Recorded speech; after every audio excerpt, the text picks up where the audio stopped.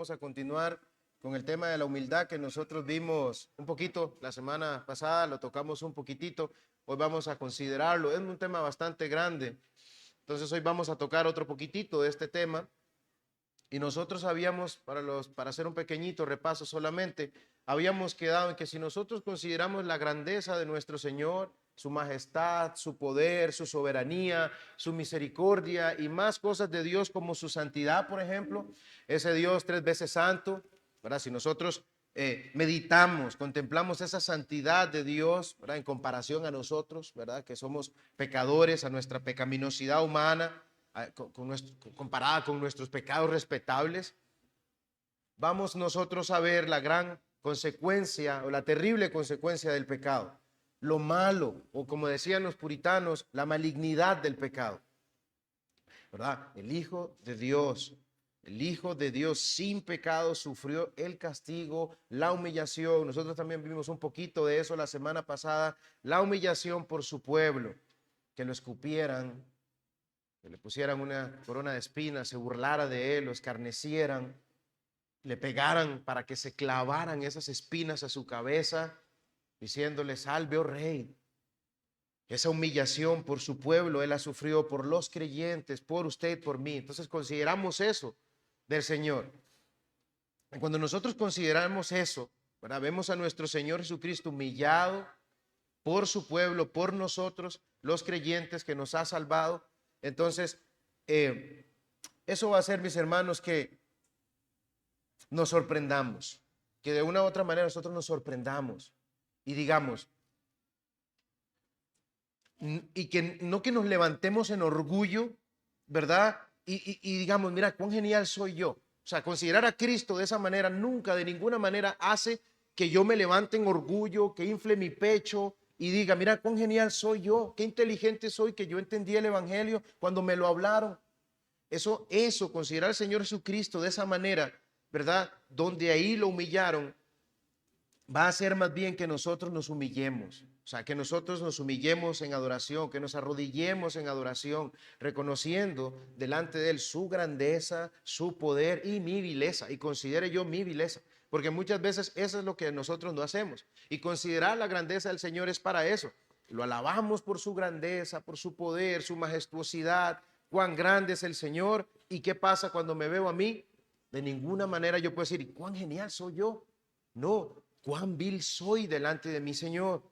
Reconozco que no hay nada digno en mí, que más bien yo soy un indigno pecador, ¿verdad? Que únicamente pone la esperanza en el dignísimo Salvador, el Señor Jesucristo. Había también un himno que vimos nosotros, pedacito de un himno que vimos la semana pasada, que decía, inmensa la obra de Cristo en la cruz, y dice después, enorme la culpa se ve por su luz. Entonces, ahora, miremos un momento lo que dice el Salmo 133. Esto es, considerando que delante de la grandeza del Señor no hay nada en nosotros para que podamos gloriarnos o para que de alguna manera digamos, no, hombre, es que genial soy, qué cool soy yo, soy un cristiano demasiado cool, qué impresionante soy yo. Cuando nosotros consideramos al Señor no puede existir ese tipo de cosas. Entonces dice el Salmo 133, si mirares a los pecados, ¿quién, oh Señor, podrá mantenerse?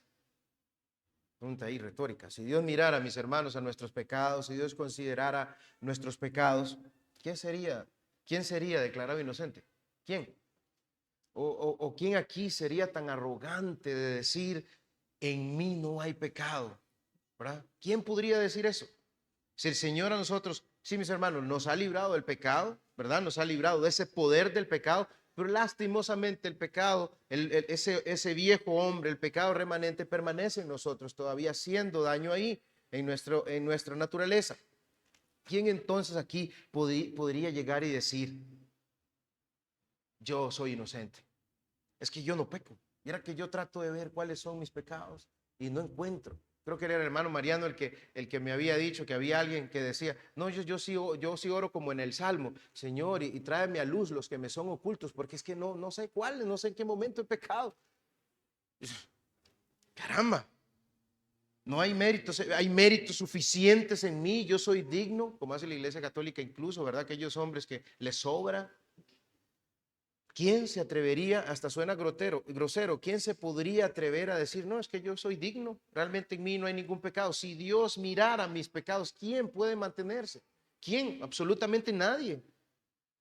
¿Quién puede andar aquí como el perfecto que no peca, comportándose como aquel fariseo de Lucas 18, que comparándose con el publicano podía sacar pecho, ¿verdad? Que solo le faltó decirle a Dios en su orgullo, en su arrogancia, mire Señor, la verdad es que yo a usted no lo necesito, yo soy demasiado bueno, yo no necesito nada, soy mejor incluso que ese hombre que está ahí. Job 44 dice, he aquí yo soy vil. ¿Qué te responderé?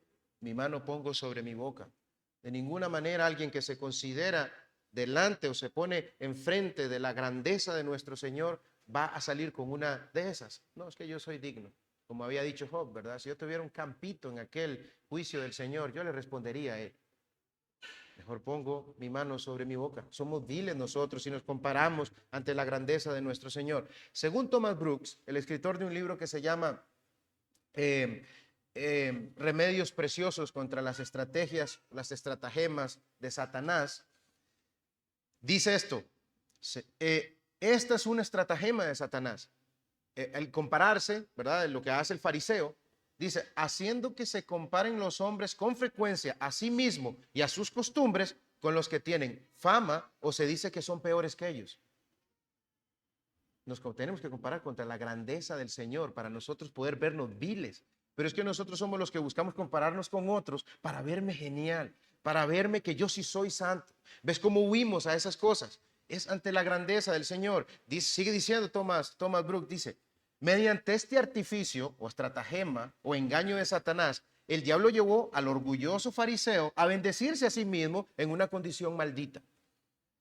Dios, te doy gracias porque no soy como los demás hombres, extorsionadores, injustos, adúlteros, ni tampoco como este recaudador de impuestos, dice Lucas 18:11. Pues bien, dice Satanás, tú eres de vez en cuando un poco lujurioso, pero los tales, nosotros, se contaminan diariamente con la inmoralidad y la suciedad. Tú engañas y te aprovechas de tus vecinos en cosas que no son más que juguetes y bagatelas, pero los tales engañan y se aprovechan de los demás en las cosas de mayor importancia, incluso hasta su ruina y perdición. No haces más que sentarte, charlar y sorber con el borracho, pero los tales se sientan y beben y se emborrachan con el borracho. Solo eres un poco orgulloso de corazón y de costumbre, de aspecto y de palabras. ¿Sí entendieron esa parte? La comparación es, tú haces eso, pero los demás son peores. No hay problema. ¿Qué diría al compararnos nosotros con la grandeza, la majestuosidad del Señor? Soy un vil, soy vil, he pecado contra el Señor. Y el hermano Thomas Brooks, de hecho, da unos remedios contra esa artimaña de Satanás. De hecho, él da la artimaña y da más remedios contra esa artimaña de Satanás. Solo voy a tomar la primera. Dice, el primer remedio contra esta estratagema de Satanás es considerar solemnemente que no hay argumento mayor ni más claro para demostrar que un hombre es hipócrita que ser rápido de vista en el exterior y ciego en el interior, que ver la paja del ojo ajeno y no la viga en el propio. Mateo 7, del 3 al 4. Dice que usar anteojos para ver los pecados de otros hombres en lugar de los anteojos para ver los propios. Que estar siempre poniendo el dedo en la llaga de otros hombres y estar ampliando y agravando los pecados de los otros hombres y mitigando los propios. La historia habla de un tipo de brujas, dice Thomas Brooks, que al salir al exterior se ponían los ojos, pero al regresar a su casa los volvían a encajonar, o sea, a guardar. Lo mismo hacen los hipócritas. Entonces, mis hermanos, es compararnos con la grandeza del Señor, no con los demás. No con los demás, porque va a haber en algún momento donde yo voy a buscar compararme con alguien, voy a buscar compararme con alguien que yo sepa más, me va a sentir bien. Voy a buscar compararme con los demás para sentirme mejor. Compárese con el Señor. Los puritanos, decía el hermano Alex, de hecho, el estándar, a nosotros no nos gusta compararnos con estándares altos. Y él decía, los puritanos, pongámonos a compararnos, a ver si le llegamos a ese estándar. Aquí lo que dice el mismo John Owen es, compárese con el estándar alto, Cristo, su grandeza, su majestuosidad. Lo va a llevar a humillarse a usted, a verse realmente quién es. no estamos, mis hermanos, exentos nosotros de caer en esto, ¿verdad? Al no meditar en Dios y su grandeza, su majestad, lo loable que es, lo precioso, lo tierno, lo bueno que el Señor es con nosotros. Pero ¿sabe qué? Póngale a la par a esto de no meditar en esto del Señor, póngale a la par un conocimiento de Dios sin fe, un conocimiento intelectual. ¿Se imagina? Lo mucho que sé, agrégueselo ahí, ¿no? No medito mucho en el Señor hasta que suena raro, pero tengo un conocimiento ahí grande del Señor. Entonces, no considero mucho al Señor, pero sí sé mucho del Señor. Hasta suena extraño eso ahí, como antagónico. Eso puede agravar un montón nuestro orgullo, porque no considero al Señor, pero sé un montón, saca el pecho de lo mucho que sé. Como no considero al Señor, entonces voy a comenzar a andar avasallando a los demás con lo mucho que yo sé. Conocimiento intelectual, mis hermanos, no nos va a hacer a nosotros considerar la grandeza del Señor. El que es por la fe, el que es por la fe nos va a llevar a humillarnos. Los hombres de antaño, ¿sabe qué hacían cuando consideraban al Señor, cuando consideraban su gloria, cuando consideraban sus juicios y su majestuosidad, lo que es Dios en sí? Temblaban, temblaban. Aquí tengo un pasaje de Habacuc 3:16 y dice Habacuc cuando él escuchó los juicios del Señor que vendrían y dice, esto es hablando de los juicios que vendrían, y dice, oí y se conmovieron mis entrañas. Yo me recuerdo una vez, para que entendamos un poquito, yo iba en una bici y me golpeó un carro, ¿verdad? Y me botó. Yo sentía dentro de mí que había algo ahí dentro de uno, cuando dice ahí, se estremecieron mis entrañas. Yo sentía tanto miedo que yo sentía ahí en el estómago algo feo. Entonces, más o menos es un miedo, un terror. Escuché lo que dijo el Señor, temblaron mis labios, dice Habacuc, pudrición entró en mis huesos y dentro de mí me estremecí. Si bien estaré quieto en el día de la angustia, cuando suba al pueblo, el que lo invadirá con sus tropas. Hablaba de los juicios del Señor y Habacuc dice, ay, qué miedo. Palabras sencillas. Ay, si Dios mirara nuestros pecados. Qué miedo. Por su pura gracia, dice la misma escritura, nosotros no hemos sido consumidos. La grandeza del Señor, mis hermanos, es incomparable. Al leerla a uno no le queda más que reconocer, ¿verdad? Que nosotros no somos nada, que nosotros deberíamos humillarnos, reconociendo que lo necesitamos, que más bien, ¿quién soy yo? Un necesitado, un desprovisto de todo y que lo necesitamos continuamente a Él cada día. Y hacemos más bien, en lugar de hablar como el fariseo, lo que nosotros hacemos es ser propicio a mí, Señor, que yo soy pecador, que lo necesito a usted. Vamos por favor a Isaías 40 y vamos a leer del 12 al 17. Isaías 40, del 12 al 17. Vamos a ver la grandeza del Señor y nosotros, el hombre, comparado ante Él. Dice, si ¿quién midió las aguas con el hueco de su mano y los cielos con su palmo? Con 3 dedos juntó el polvo de la tierra y pesó los montes con balanza y con pesas los collados. ¿Quién enseñó al Espíritu de Jehová o le aconsejó enseñándole? ¿Y quién pidió consejo para ser avisado? ¿A quién pidió consejo para ser avisado? ¿Quién le enseñó el camino del juicio o le enseñó ciencia o le mostró la senda de la prudencia? Aquí que las naciones le son como la gota de agua que cae del cubo y como menudo polvo en las balanzas le son estimadas. He aquí que hace desaparecer las islas como polvo.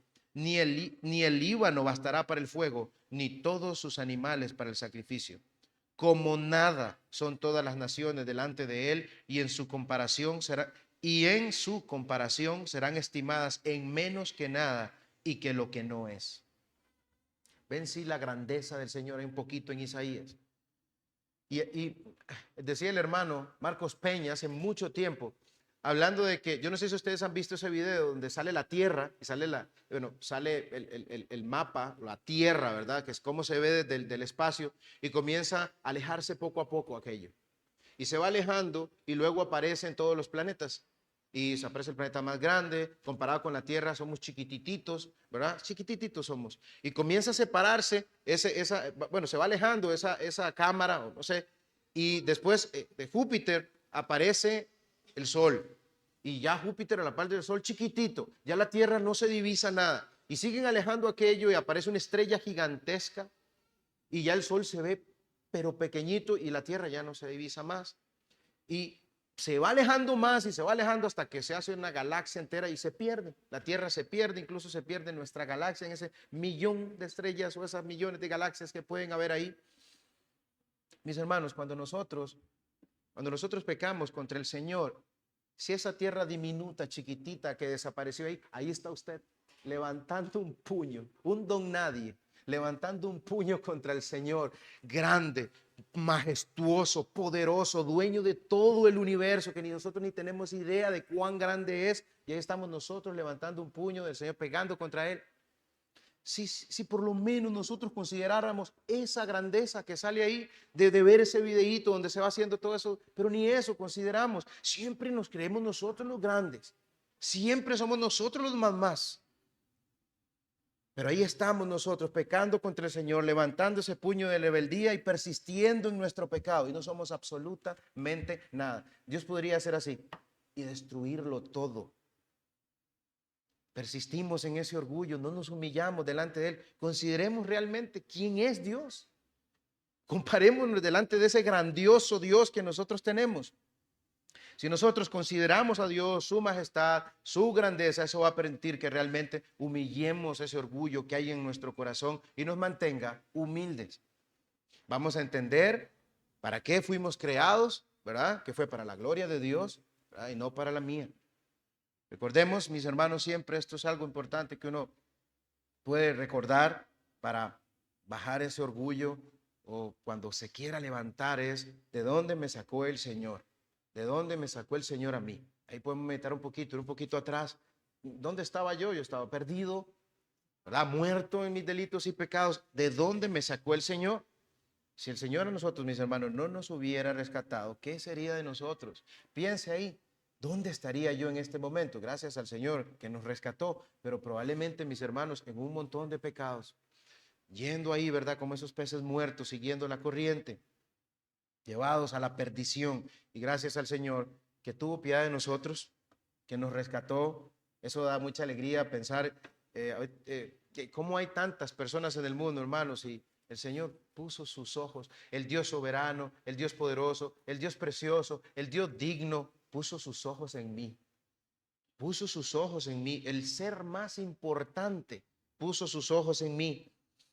Entonces eso a nosotros nos va a llevar a agradecer, o sea, definitivamente agradecerlo, humillarme y pensar, Señor, yo no soy nada, ¿cómo usted? ¿Por qué? Y nos lleva a honrarlo y también a humillarnos, en lugar de estarnos enalteciendo. Dice un himno, ¿por qué, Señor? ¿Por qué será que me invitaste a mí? ¿Por qué me hiciste oír tu voz y entrar y ver tu bondad? Pues miles de hambre mueren ya rehusando tu verdad. Pues el mismo amor que el manjar sirvió, dulcemente a entrar me llevó. Si no, en mi pecado aún habría estado yo. Si no es por el Señor, si no es por el Señor Jesucristo, a menos de que el Señor Jesucristo nos salve, nos liberte, dice la confesión, nosotros seguimos en pecado. Nosotros seguimos esclavizados al pecado. Si no es por Cristo y solamente por Él, usted sigue en una vida de pecado. Dios pudo, mis hermanos, a nosotros Dios no nos debe absolutamente nada. No piense en ningún momento que Dios a nosotros nos debe algo, que nos debe dar la vida cada mañana que despertamos, que nos debe dar la voz, que nos debe dar los dientes cada día que despertamos, que nos debe dar la vista cada vez que despertamos, que nos debe dar la fuerza en nuestros cuerpos. Dios no nos debe absolutamente nada a nosotros. Todo esto que nosotros tenemos es por gracia. Dios pudo habernos destruido y habernos dejado en un camino de perdición, pero Él se complació en salvarnos por el puro afecto de su voluntad. Entonces, ¿qué siente uno? ¿Qué siente usted, hermano, al pensar en esto? ¿Se siente orgullo? ¿De dónde? Si usted no está haciendo absolutamente nada. Cuando nosotros hacemos algo genial, nos sentimos orgullosos, ¿verdad? Fue porque yo lo hice. Qué chido ese dibujo. Sí, yo lo hice. Pero en la salvación, en la gracia que el Señor ha derramado en nosotros, ¿qué ha hecho usted?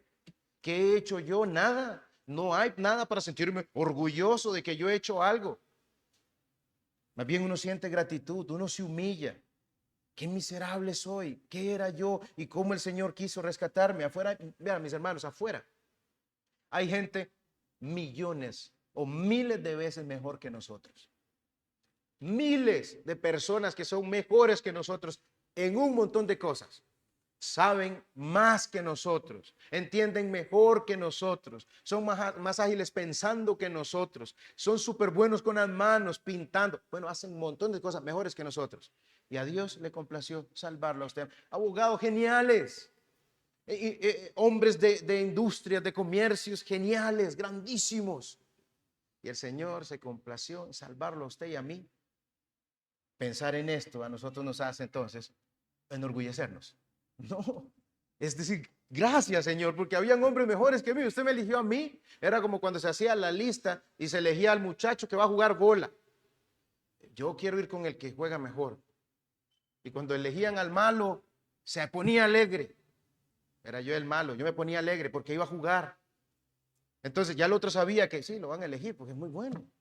Pero cuando lo elegían a uno, se alegraba a uno. Entonces, lo mismo pasa aquí. Pues, es un ejemplo que usted le puede encontrar montones de huecos, pero así es, el Señor puso sus ojos en mí. ¿Quién soy yo? Y el Señor Dios Todopoderoso hizo eso. Un corazón humilde que considera al Señor y lo reconoce y que reconoce también lo propenso que nosotros somos a la maldad, va a estar bien preparado, reconociendo al Señor con un conocimiento en la fe, va a estar bien preparado para mortificar el pecado, ¿verdad? Y nuestro propio pecado. Consideramos a un Dios grande, entonces ¿cómo habría yo de cometer tan gran maldad contra mi Señor y Dios? De ninguna manera. Entonces, mis hermanos, vean, de lo contrario, un creyente, vamos a ponerlo así, un creyente flojo, que no llena su mente y su corazón del conocimiento de Dios por la fe, no va a considerar, o al menos en algún momento, puede que no considere o puede que tome a la ligera la santidad del Señor, ¿verdad? Eso puede pasar en nosotros los creyentes. No nos estamos como diligentemente llenando el conocimiento de Dios, que es por la fe, ¿verdad? Podemos llegar a tomar a la ligera la santidad del Señor, que no lo estemos considerando. Ya en pecados respetables vimos que nosotros tenemos impiedad en nosotros. ¿Cuándo es? Cuando no consideramos a Dios. Entonces, no vamos a considerar su amor, ¿verdad? Como deberíamos considerarlo. Y el engañoso corazón se aprovecha de estas cosas y nos va a llevar a sentir que no tenemos nada que humillarnos o nada que buscar al Señor. No consideramos su santidad, la tomamos a la ligera, entonces no vamos a considerar el pecado como lo que es. Dios es un Dios santo, aborrece el pecado, limpio de ojos para ver el mal. Entonces nosotros no consideramos esa santidad del Señor como deberíamos. No, pero si es cualquier pecado. Mira, como decía Thomas Brooks ahí, tú tomas y te sientas a tomar ahí, pero ellos son borrachos, ellos son terribles, ¿verdad? Pero usted tranquilo. Ya vimos también ese engaño de Satanás. No va a considerar lo terrible que es el pecado, no va a tomar o va a tomar a la ligera la soberanía de Dios como rey, el rey de reyes y señor de señores que nosotros decimos tener. No nos vamos a someter a él. De vez en cuando me someto al Señor. Entonces, ves, si no llenamos nuestra mente de ese conocimiento, de esa grandeza del Señor, vamos a venir a ser light, como dicen, ¿verdad? Livianos en cómo deberíamos estar considerando nosotros a nuestro Señor. No nos sometemos a Él, ni mucho menos lo vamos a exaltar y loar como realmente Él es digno de toda adoración y de loor. Entonces, por fuera nosotros nos vamos a ver súper bien, cristianitos, nuestra corbata, cristianitos nos vamos a ver el domingo, pero podemos, mis hermanos, podemos estar aparentando falsa piedad, pero por dentro, mis hermanos, estar bien podridos, decían los puritanos. Conocimos un caso, o mejor dicho, nosotros vivimos un caso, el que una persona en su afán de andar mostrando su piedad, su rectitud, su mucho conocimiento separado de la fe del Señor, censuraba casi todo lo que decíamos o hacíamos. Todo.